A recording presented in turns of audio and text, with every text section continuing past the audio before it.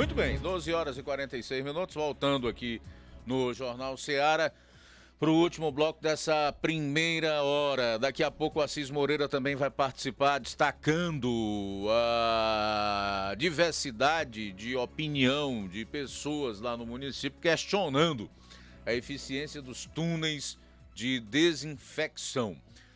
Com o Cícero Maia, o assunto é o seguinte, ou os assuntos: a ditadura no Brasil, que está em curso e bem arquitetada, governo Bolsonaro, segundo o Cícero, e muitos, evidentemente, inclusive eu acho isso, é uma ameaça ao velho sistema, e o caso Queiroz. Meu caro Cícero, vou te dar mais uma aqui que vai corroborar com a tua linha de raciocínio em relação à ditadura aqui no Brasil. É que, por ordem do ministro Alexandre de Moraes, um jornal chamado Folha Política foi alvo do cumprimento de mandado de busca e apreensão. Computadores, servidores para transmissões ao vivo, editores de imagem e vídeos e máquinas de alta capacidade de processamento foram apreendidos, o que, na prática, inviabiliza o jornal, e é como se fosse decretado o seu fechamento.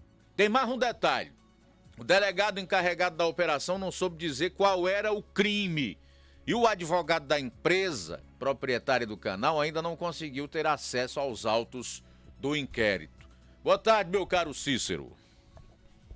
Boa tarde, Luiz Augusto. Boa tarde a toda a equipe do Jornal Ceará e os nossos ouvintes espalhados por todo o nosso Brasil, que nos dão a honra de ter a audiência de cada um. Pois é, Luiz, vamos começar então por esse tema, né, dessa ditadura em curso e bem arquitetada. É só a gente perceber que a ação por parte do STF em relação a todas essas medidas, esses processos de prisões que foram realizados durante a semana, até hoje, quinta-feira, com mais esse agravo aí do que você acabou de colocar, Luiz, parece muito, né, com aquela questão do orgulho ferido. É muito ruim quando alguém ou alguma instituição age muito mais por conta do orgulho ferido do que pelas normas da lei do nosso país. O STF tomando medidas totalmente descabíveis, né? Em muitos casos, nós conseguimos perceber, logicamente, a necessidade de um ou outro ajuste, mas como as coisas estão sendo feitas e realizadas. E desse caso da revista que você colocou, do jornal que você colocou, Luiz, mais uma vez se repete o problema de ninguém ter acesso às informações do processo, do inquérito.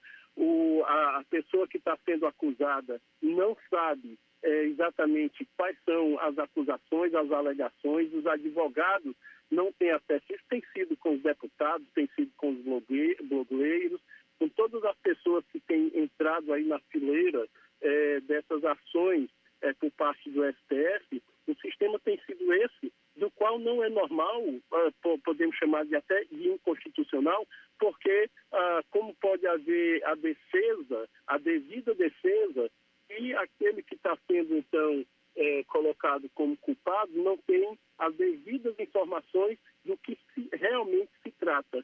É agravante, né, quando a pessoa que está cumprindo os mandatos de apreensão não sabe dizer exatamente as razões, as motivações para cumprir uma ordem à cega. Agora, quando nós olhamos as redes sociais, então, claramente, né, as críticas ao STF têm diminuído consideravelmente. Mas é claro, né, por causa da imposição e da forma que as coisas estão sendo colocadas, é claro que mesmo sendo um direito livre, esse da expressão, mas tendo, então, aí toda a quebra, né, das normas legais, então qualquer pessoa começa a ficar um tanto quanto mais escaldado em relação a essa liberdade.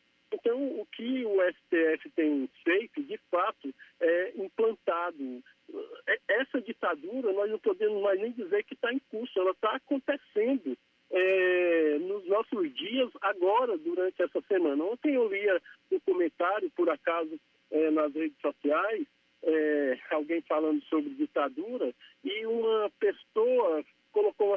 que eu achei muito interessante. Não, nós já estamos numa ditadura, porque nos foi tirado o direito de ir e vir. E agora nós não podemos mais manifestar o nosso pensamento, não temos mais liberdade de expressão. A Eu cansei ditadura, de de dizer fato, aqui, já Cícero, está instalada no nosso Brasil por parte de alguns segmentos, principalmente aí do STF. Então, eu cansei de o dizer cala-boca aqui, Cícero, quando eu falava das barreiras e dos governadores impedindo manifestação, tomando bandeira de pessoas, conduzindo manifestantes para a delegacia, né, caçando o direito de ir e vir, que o próximo passo era a liberdade de expressão, porque quando atitudes autoritárias se iniciam, elas não ficam num só direito e garantia fundamental do ser humano. Elas vão caçando uma a uma todos esses direitos, todas essas garantias fundamentais que, no caso aqui do Brasil, estão previstas, como é o caso do direito de ir e vir e da liberdade de expressão e a livre manifestação do pensamento, no artigo 5º da nossa Constituição. Se não reagirmos, a tendência é a opressão da parte do Supremo aumentar, vai piorar. Pois é, Luiz, mas a gente já se vê numa condição de estarmos acuados, né? Porque, por outro lado, a classe política, os nossos representantes, principalmente no Senado, também, né, na Câmara Federal, ninguém tem levantado um discurso nesse momento mais rigoroso. Tem havido comentário, mas ninguém tem levantado um discurso em plenário no sentido de que haja um entendimento de que a classe política, os senadores, estão observando e defendendo o direito do povo. O senador Eduardo Girão... Acuado. Cícero, me desculpa aí de interromper mais uma vez. O senador Eduardo Girão fez isso ontem. Ele iniciou esse discurso cobrando do presidente do Senado, Davi Alcolumbre, e dos senadores as medidas adequadas. Você sabe que, constitucionalmente falando, quem pode acabar com essa farra do ministro Alexandre de Moraes e do Supremo Tribunal Federal como um todo, na questão da Constituição, de desrespeitar a Constituição como guardião dela que deveria ser, é o Senado. Todos nós sabemos que são inúmeros os pedidos de impeachment contra ministros do Supremo no Senado Federal. Há, inclusive, uma série de requerimentos e já assinaturas para que seja aberta uma CPI da Lava Toga, para investigar esses togados. O que é que o Poder Legislativo, membros do Poder Executivo, podem ser investigados e por que o Poder Judiciário, que vem adotando medidas tão arbitrárias como nós estamos vendo ocorrer nos últimos tempos, não pode ser investigado. Por que é que um ministro desse não pode sofrer um processo de impeachment no Senado? Respondo, porque o senhor Davi Alcolumbre, que é o presidente da casa, tem a prerrogativa de abrir esse procedimento ou não, de dar andamento, fazer com que ele tramite na casa ou não. Mas aí onde entra a pressão popular, é aí onde entra o povo, que é o verdadeiro e legítimo dono do poder, pressionando os seus representantes. Pois é, ou há uma ação mais contundente nesse momento, ou essa condição de atuação, ela se tornará cada vez maior. Nesse momento, a gente percebe muito mais todo mundo um pouco acuado por causa, lógico, das ameaças, da forma que as coisas foram feitas, prisões, queda de sigilo bancário, sanções de deputados, inclusive, isso coloca todo mundo um pouco na retaguarda e precisa haver essa manifestação, como você já falou, por parte, e houve, né, por parte do parlamentar ontem no Senado. Esse discurso deve ser mais forte lá dentro e a população precisa se encorajar de não aceitar se aí, Luiz, algumas pessoas, às vezes não compreendem o que está acontecendo, o que a gente está dizendo, achando gente, com isso, está defendendo o absurdo, que pode tudo. Não, mas eu acho que você colocou ontem, em uma das suas passagens, em outro momento, de que isso é o começo. Como você já até repetiu agora, isso é o começo. Os que acham isso muito bacana agora, mais tarde, amanhã ou depois, estarão sendo vítimas desse cerceamento também, porque é algo que vai aumentar. Não pode isso hoje, é uma queda de direito, aí não poderá outra coisa amanhã e depois de amanhã poderá menos ainda. Agora, uma outra observação é que isso não seja unilateral, né?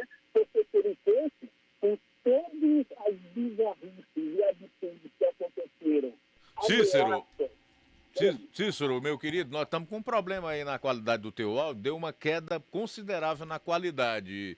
Veja aí o que foi que houve, se você pode mudar a posição, ou de repente é algo que você aproximou aí do telefone, que está interferindo na qualidade do áudio. Ok, Luiz. Agora sim, vamos lá. Certo. Eu falava em relação à questão de que você mesmo tinha observado que aqueles que hoje aplaudem a ação do STF, até levando muito mais para o lado político partidário, esquecem que eles mesmos podem ser vítima de licenciamento amanhã, depois de amanhã.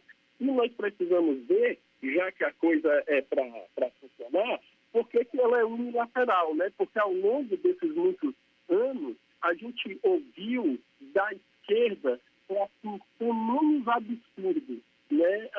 Que foram sugeridos contra, pode-se dizer, contra a democracia, e nunca ninguém se ofendeu. Aqui é que entra, Luiz, o que eu estou defendendo como a questão de o governo Bolsonaro, ele é uma água de sal nos ferimentos do sistema. Ele é um calo no velho sistema. E como é que Bolsonaro chega à presidência da República? Através de 57 milhões de votos. Como esses votos foram conquistados? Esses votos foram conquistados por causa da bandeira levantada pelo então candidato a presidente da República em 2018. Bandeiras das quais a grande maioria do povo brasileiro acredita e defende o valor da família, os padrões de Deus estabelecidos na sociedade, contra a corrupção, todas as lutas das quais a gente passou anos observando de que havia ali uma tentativa grosseira de desmontar, né, as condições éticas. A gente estava vendo essa questão da ideologia de gênero dentro das escolas, das nossas crianças, as universidades aparelhadas e tantas coisas aparelhadas. E aí surge, então, um presidente que é eleito com 57 milhões de votos, com essa bandeira que vai totalmente contra o que o sistema vinha impondo na nossa sociedade, e ainda quebrou o sistema com a forma da sua eleição, porque foi totalmente fora da curva, como então a campanha do agora presidente Jair Bolsonaro foi feita, né? Deu um drible na grande mídia, deu um drible na forma de fazer sua campanha e chegou quebrando totalmente o sistema, tendo liberdade para fazer um discurso do qual os velhos partidos, os ministros, toda essa corja de pessoas que estão na política brasileira há anos e anos, não estão acostumados a ver, sempre sabiam que haveria algum tipo de coligação, de entendimento no pensamento. Então, Jair Bolsonaro, o governo Bolsonaro, de fato um chicote nos coros do velho sistema. Agora, é claro que o sistema ele vai reagir, né? O que está havendo parece um exorcismo, né?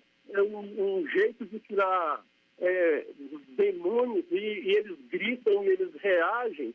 Agora, o sistema é muito forte E, Luiz, eu posso estar errado, mas temo que esse governo possa estar caminhando para uma queda, porque a imprensa, poder judiciário, são tantas as frentes que lutam, então, para derrubar esse governo. Tudo porque esse governo anda na contramão de um sistema viciado e vicioso que não está acostumado a lidar com outra forma de pensamento e de que agora o Brasil tem essa oportunidade. E, finalmente, Luiz, chegando no caso do Queiroz, o caso mais badalado durante todo o dia de hoje, os jornais, a imprensa não falou de uma outra coisa senão essa prisão do Queiroz, uma prisão que, logicamente, era esperada, ela ia acontecer, em algum momento ela iria acontecer. Nós não sabemos o desdobramento de tudo isso, sabemos que há interesse, lógico que há interesse de que isso afete o governo e isso tem um certo caminho por causa da proximidade do Queiroz com a família Bolsonaro, e a gente até imagina que, de fato, nesse angu tenha caroço, né? Tem algum caroço nesse angu. Agora, não deixa de ser, embora seja uma situação totalmente diferente do que vinha acontecendo na semana passada, mas não deixa da grande mídia aproveitar tudo isso para jogar na conta do governo, associar de alguma maneira para tentar ajudar nessa questão de desestabilizar, então, o governo. Agora, vai render ainda muita coisa, a gente precisa esperar para o que vai dar. Agora, algumas coisas são intrigantes, né, nesse momento, mas é melhor esperar para ver daqui para mais tarde ou amanhã de manhã o que é que realmente aconteceu. Agora, eu estava vendo um comentário e achei interessante porque, assim, parece muita infantilidade por parte da família Bolsonaro, no caso, entender que a qualquer momento o Queiroz poderia ser preso e ele está exatamente na casa do advogado da família. Então, são ainda peças do quebra-cabeça que a gente vai precisar entender direitinho. E fecho, Luiz, ainda pensando no ministro da Educação, no sentido de que temos aí informações que será demitido, deveria ser o assunto principal do presidente no dia de hoje, deixou de ser por conta desse ocorrido da prisão do Queiroz, mas o governo Bolsonaro perde.